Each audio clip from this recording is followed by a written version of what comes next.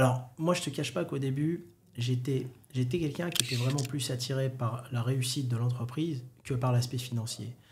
J'ai vendu parce que j'étais usé. Moi et mes collaborateurs, on a eu un parcours très difficile. On est en France, après, il y a la partie succès, il y a la partie qu'on ne voit pas dans le business.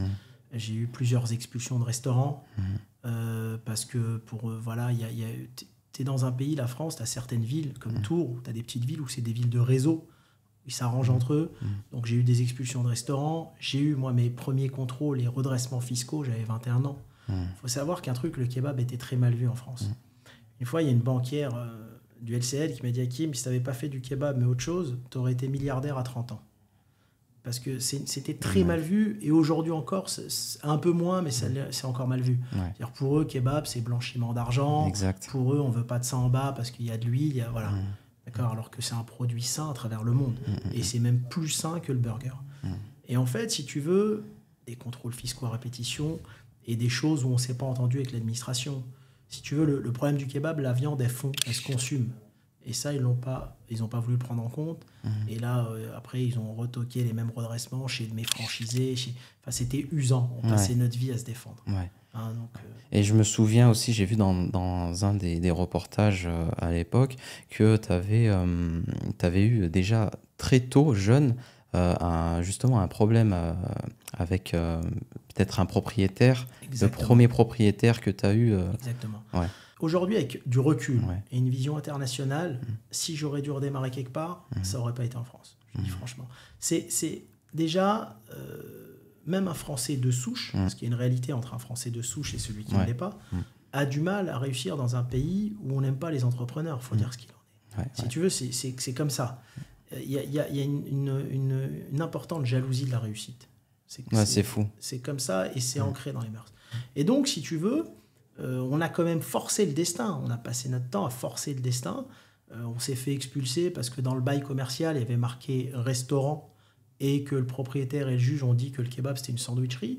On a racheté un local en face, et là, dans le bail, il y avait marqué sandwicherie, on s'est fait expulser parce qu'ils ont dit que le kebab, c'était restaurant. Donc, ils m'ont fait perdre entre les deux locaux 2 millions de chiffre d'affaires, mais c'est très magouille. Très magouille.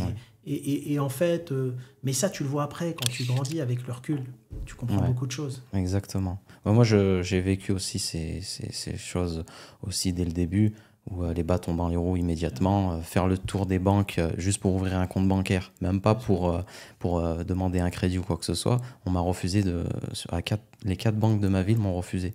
Et j'ai dû appeler la Banque de France pour leur dire j'ai personne qui veut m'ouvrir de compte.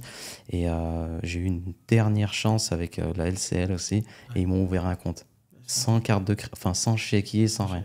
Donc c'est vrai que, et on me disait à l'époque, quand j'arrivais, déjà j'étais jeune, peut-être aussi ma couleur de peau ou ce que j'ai dégagé leur plaisait pas, et cette barrière aussi de faire de la restauration. Il y a plein de barrières. Tu sais, moi, souvent, on me dit pourquoi tu as accepté de passer à la télé. La télé est venue vers moi. J'ai accepté pour me protéger de l'injustice. Pas pour autre chose. C'est-à-dire, j'étais tellement dans des procès qui n'avaient pas de sens que j'ai accepté pour qu'on me laisse tranquille. Parce que si j'étais resté dans l'anonymat, je pense que j'aurais eu beaucoup plus de problèmes. Donc en fait, il y a un moment donné, j'aurais dit voilà, on passe à la télé, on connaît des journalistes, on peut se défendre. Si vous voulez nous faire du mal injustement, on peut se défendre. C'est pour ça que je l'ai fait. Parce que c'est vraiment, il y a une justice à 2 vitesses. Et ça, tu le vois tout au long de... Tu sais, j'ai cédé des boîtes en 2014, je donne un exemple. Il y avait une des boîtes qui a été défaillante 6 ans après. Alors moi, j'ai cédé, j'ai vendu le groupe, je suis sorti. J'ai été convoqué au tribunal.